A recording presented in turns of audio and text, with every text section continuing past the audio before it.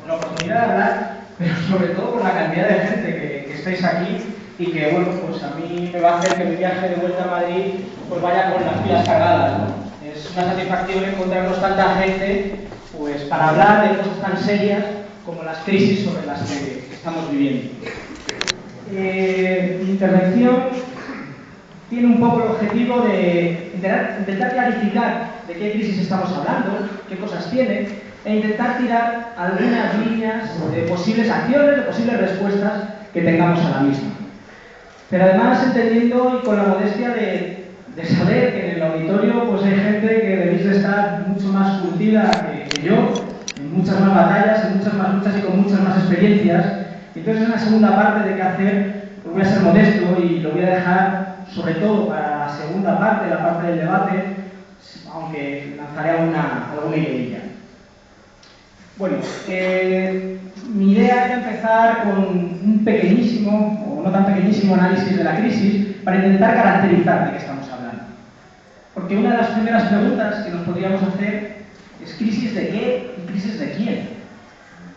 Porque indudablemente, y esto creo que nos lo están machacando día tras día en los telediarios, pero muchas personas lo estamos viviendo también día tras día en nuestras condiciones laborales, por ejemplo, estamos viviendo una crisis económica. Una crisis económica que probablemente es una crisis que va más allá. Una crisis que va más allá de las coyunturas, de las crisis coyunturales normales del sistema capitalista en el que vivimos y que podría llamarse una crisis sistémica. Voy a intentar explicar a qué me refiero con esto. Hay un economista que a mí me parece muy sugerente, que se llama Joseph Arrighi, escribió un libro que se llama El largo siglo XX, que yo lo recomiendo. Bueno, y este hombre lo que viene a sugerir es que a lo largo de... Yo lo siento porque no sé por qué no se ve entero el... Bueno, a lo largo de... Él lo que plantea es que a lo largo de la historia del capitalismo ha habido como ciclos sistémicos, que son como ciclos largos dentro del capitalismo, en los cuales se podían distinguir sobre todo dos partes. Una parte inicial, en la cual la forma de conseguir dinero, la forma de conseguir capital, la forma de conseguir riqueza, estaba más basado en lo que es la economía productiva, es decir, vendiendo cosas o vendiendo servicios. La economía productiva sería la economía que vende tornillos o la economía que vende pues clases, por poner algún ejemplo, ¿vale? Pero llega un momento, que es donde ahí pone lo de sobreacumulación de capital, en el cual la economía productiva no está dando los beneficios suficientes y, bueno, como el capitalismo lo que busca siempre es tener los máximos beneficios posibles, pues el dinero empieza a tornarse, empieza a irse hacia otro lado. Hacia un lado de economía especulativa, en el cual ya no es que yo fabrique una mercancía que luego venda o invierta en unos servicios que luego ponga en el mercado, sino que lo que hago es que vendo dinero y de alguna manera el dinero genera dinero. Sobre esto vamos a hablar un poquito más. Y que sería la parte derecha de la gráfica que estáis viendo. Sería cuando el beneficio sería decreciente y sería una parte de economía financiera, en la cual el dinero, que sería ISD, pues de alguna manera intenta generar otro dinero, que es esa de prima que ha salido ahí medio solapada, pues a través de mecanismos especulativos. Lo que pasa es que esta segunda parte de los ciclos sistémicos de acumulación es una parte un poco inestable, en la cual hay momentos en los que se vuelve a una fase más basada en crear mercancías y que las mercancías sean las que sean dinero, y se va oscilando entre una y otra. Y este economista lo que habla es de que esto genera una situación de caos sistémico. Bueno, el caso es que él ha venido estudiando estas crisis y lo que plantea es que en esos caos sistémicos, muy basados en la economía financiera, en la especulación, pues viene también muy acompañado de unas guerras entre las distintas partes de las sociedades capitalistas que, bueno, pues que van conllevando pues estos caos también, ¿no? Él lo que plantea es que a lo largo de la historia ha habido 4 situaciones así. La primera, la que está en verdecito, sería la primera, que él la llamó el ciclo hispano-genovés, que como veis, después del caos sistémico, pues cayó y empezó otro ciclo de acumulación, que sería el que está en rosa, que sería el holandés. Detrás del holandés y de ese nuevo caos sistémico apareció un nuevo ciclo, que fue el británico, y ahora estaríamos en el ciclo estadounidense.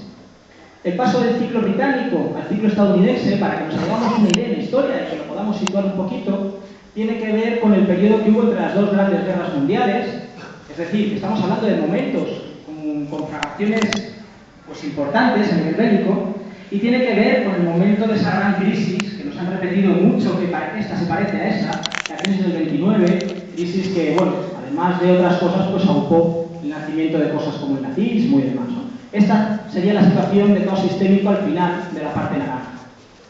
Y como digo, más de un economista plantea que ahora mismo estamos en la zona de caos sistémico de la economía, del ciclo de acumulación estadounidense, y que las guerras como la de Irak, como la de Afganistán, que tienen mucho que ver con el control de los recursos, o la situación de crisis en la economía financiera, pero que se ha traspasado a la economía productiva, que hemos estado viendo durante el 2008, estamos sufriendo todavía, pues tiene mucho que ver también con algo parecido a esas crisis más gordas, más estructurales. Para intentar entender un poquito esto, porque yo creo que puede resultar un poco abstracto plantearlo así, yo creo que es útil bajar un poquito más al detalle.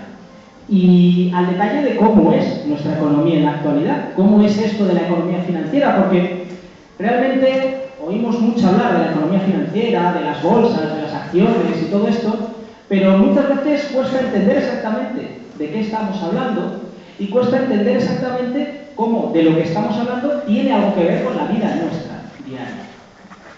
Y bueno, en eso me voy a detener un poquito.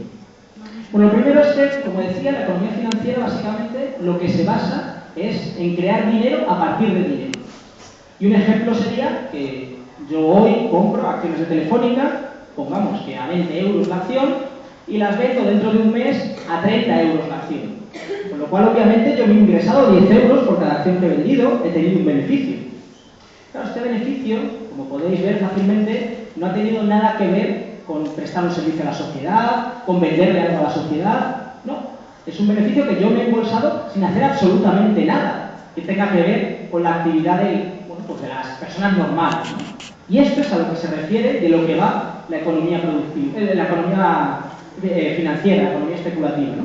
Pues una especie de casino, como son las bolsas, en los que yo apuesto, si me va bien, pues yo consigo un dinero, si me va mal, pues pierdo, ¿no?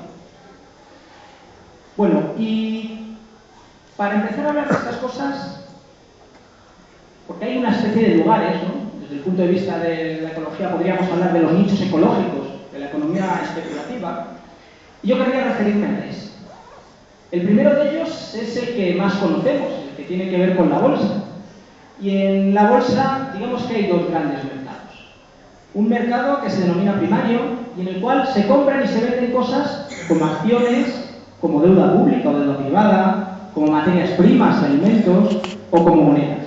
De hecho, de este mercado primero, el mercado de monedas sería el más importante. Pero me voy a detener un poquito en cada uno de ellos.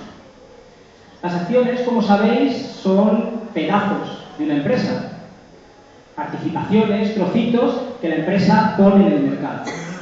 Y esto en la actualidad tiene mucha importancia para la economía real, porque si hasta ahora la mayoría de las empresas se financiaban cuando querían comprar otra empresa o cuando querían hacer algún tipo de ampliación de su negocio, pues normalmente lo que hacían era pedir dinero a los bancos. Ahora siguen pidiendo dinero a los bancos, pero lo que hacen de forma mayoritaria es hacer lo que se denominan ampliaciones de capital. Que es decir, bueno, pues yo de pronto me invento que si mi empresa tenía 100 trocitos, 100 acciones, tiene muchas más, pero por poner un número fácil, 100. Pues yo de pronto me invento otras 20 que pongo en el mercado. Esas 20 nuevas que pongo en el mercado me las compran, con eso consigo un dinero, y con ese dinero pues me compro otra empresa